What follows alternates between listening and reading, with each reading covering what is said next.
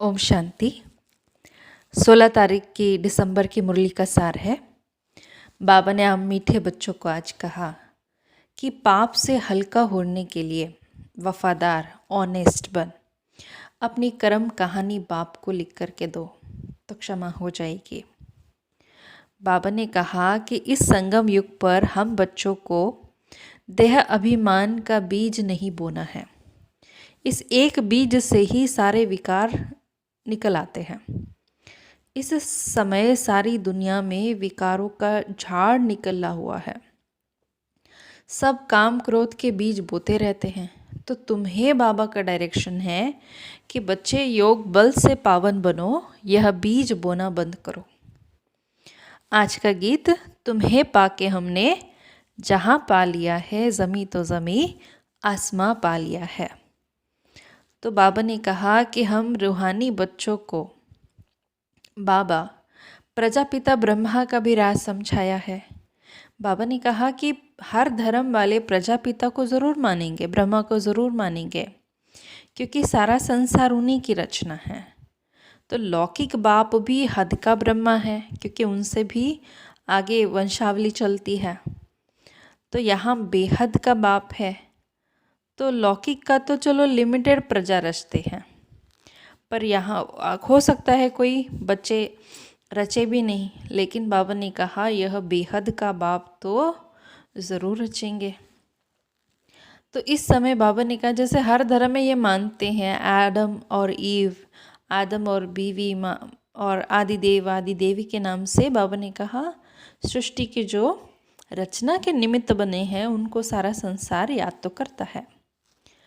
तो बेहद के बाप से हम बच्चों को बेहद का सुख मिलता है, और हम पुरुषार्थ भी करते हैं कि बेहद का सुख पाने के लिए, वर्षा के रूप में पाने के लिए। तो इस समय नरक में तो बेहद का दुख है, और बाबा ने कहा जैसे जैसे समय आगे बढ़ता जाएगा दुख भी बहुत आने वाले हैं। हर तरफ हाहाकार होगा, हाय हाय होगी। तो क्योंकि हमें तो इस समय बाबा ने सृष्टि का आदि मध्य अंत का सारा राज समझा दिया है। तो बेहद की माता पिता से तो कभी कोई दुश्मनी रखेगा भी नहीं। तो गाते भी है कि तुम माता पिता और हम बालक तेरे। बाबा खिवैया भी है तो बागवान भी है। तो बाकी बाबा ने कहा ब्राह्मण सब अनेक प्रकार के माली है। कोई तो बहुत अच्छा माली है, बहुत अच्छे अच्छे फूल तैयार करके बाबा के पास लेकर के आते हैं। कोई तो नहीं ला पाते हैं। भले आज संसार में राजा रानी होंगे, परंतु वो फ्लावर्स नहीं है, अर्थात पवित्र नहीं है, पावन नहीं है। यहाँ तो बाबा ने कहा पतित ऐसे बने हैं जो चलते चलते कांटा लगाकर भाग जाते हैं। तो अजामिल उसी को ही कहा जाता है। तो सबसे जास्ती भक्ति भी तुम बच्चों ने ही इस समय किया हुआ है। वाम मार्ग में जाने के भी बाबा ने कहा यादगार बना हुआ है। इस समय हम ब्राह्मण हैं तो बाबा ने कहा हमें तो विकारों से बहुत दूर दूर जाना है। तो बाबा ने कहा देखो अगर इस जन्म में कोई खराब काम हुआ हो तो वो बाबा को सुनाते हैं तो आधा माफ़ हो जाता है। तो लेकिन बाबा कहते ऑनेस्ट होकर के सुनाएंगे तब, पर बाबा कहते क्षमा तो होती नहीं है। हाँ, बाकी सच बताने से वो हल्का हो जाएगा। बाकी बाबा ने कहा हमें अपने कर्मों का जो हिसाब किताब है वो तो चुक तो करना ही पड़ेगा। बाकी सावधानी तो बाबा हमेशा ही देते हैं कि आगे के लिए खबरदार रहना है, ऐसा कोई कर्म ना हो। फिर इस समय तो बाबा हमें पुण्य आत्मा बनाने के लिए आते हैं। तो पुण्य आत्माओं की दुनिया ही अलग है, तो पाप आत्माओं की दुनिया अलग है। अर्थात दुनिया तो एक ही है, परंतु दोनों आधे आधे में बट जाता है। तो इस समय दुख की दुनिया में सब चिल्लाते रहते हैं आप आओ हमें लिबरेट करो और आप हमें वापस घर ले चलो। समझते हैं घर में तो हम बैठ नहीं जाएंगे, क्योंकि हमारा पार्ट बहुत जल्दी आएगा सत्यु में, तो हमें आना भी बहुत जल्दी पड़ जाता है। पर इस समय बाबा ने कहा कई बच्चे पुरुषार्थ तो करते हैं, पर पक्की एक रस अवस्था जो होगी, कर्मातीत अवस्था तब होगी जब लड़ाई का समय होगा, अंत समय होगा।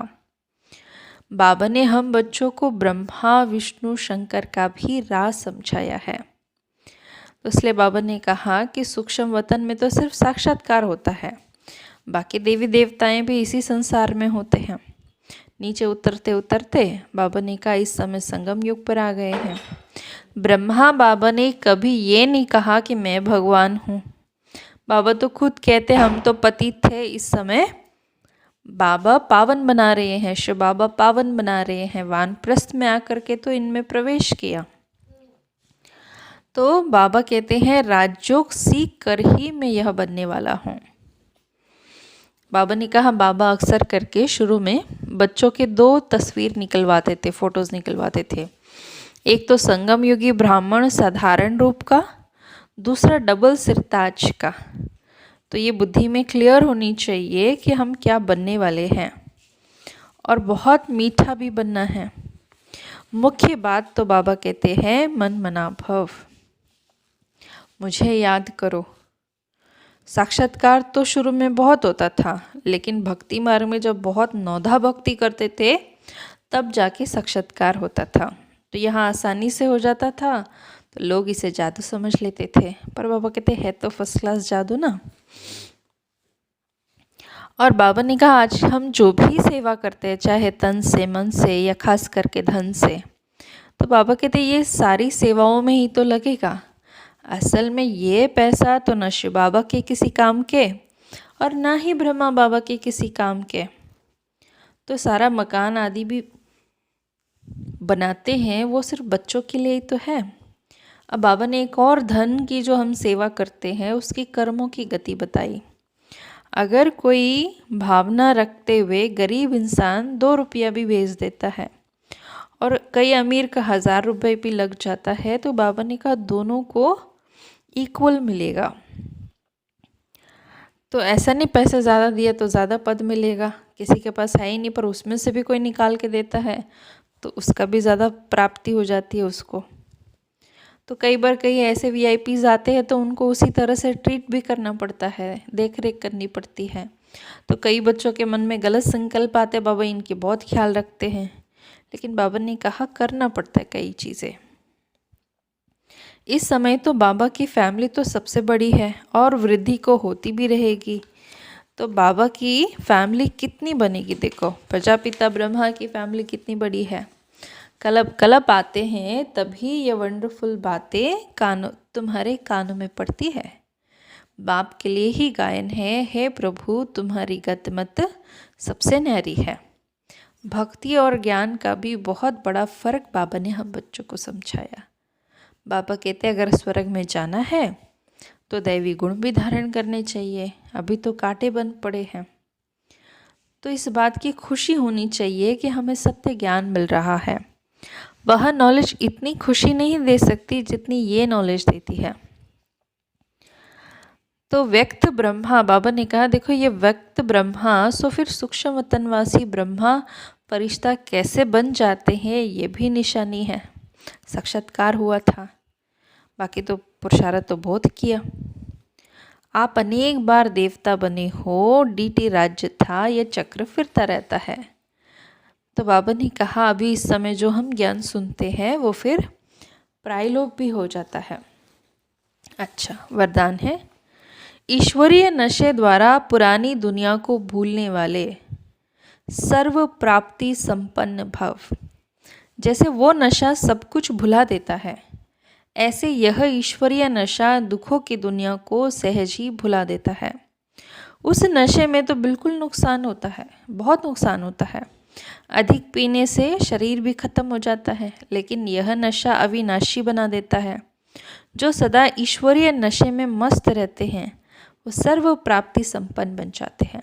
एक बाप दूसरा न कोई, यह स्मृति ही नशा चढ़ाती है। इसी स्मृति से समर्थी आती है। स्लोगन, 1-2 को कॉपी करने के बजाय बाप को कॉपी करो। ओम शांति।